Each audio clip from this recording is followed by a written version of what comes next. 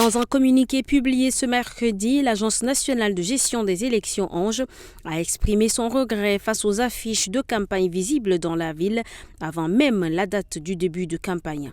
Pour l'ANGE, ceci est contraire au chronogramme établi et aux dispositions du code électoral encadrant les dates d'ouverture et de clôture de la campagne électorale.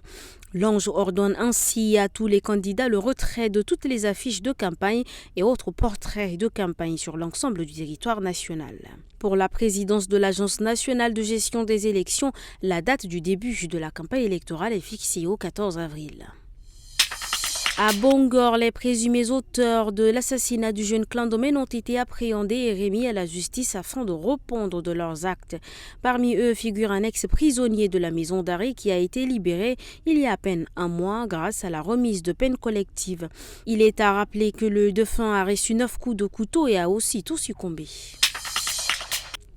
Au Sénégal, le nouveau président Bassirou Diomaye Faye a annoncé qu'il allait convoquer des concertations avec des acteurs politiques, de la justice et de la société civile pour procéder à une réforme du système électoral, de la justice et pour limiter le nombre de partis politiques au Sénégal. Il souhaite remplacer la Sénat par une CENI, renforcer la justice et rationaliser le nombre de partis politiques.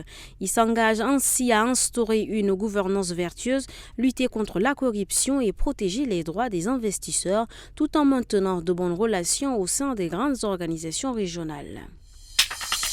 Les travaux d'élargissement de tronçon N'Djamena-Massaguet long de 80 km connaissent une bonne évolution, a constaté le ministre des Infrastructures Aziz Mamad Saleh lors d'une visite. Dans le cadre de sa visite d'inspection des chantiers routiers en cours, le ministre des Infrastructures et du Désenclavement Aziz Mamad Saleh et son équipe se sont rendus sur le chantier de la route N'Djamena-Massaguet, entamé en avril 2023. Les travaux d'élargissement de cette route ont une durée d'exécution de 18 mois. La visite sur le chantier a permis à l'équipe du ministère des Infrastructures de constater de visu l'avancée des travaux et les difficultés que rencontre l'entreprise en charge d'exécution des travaux.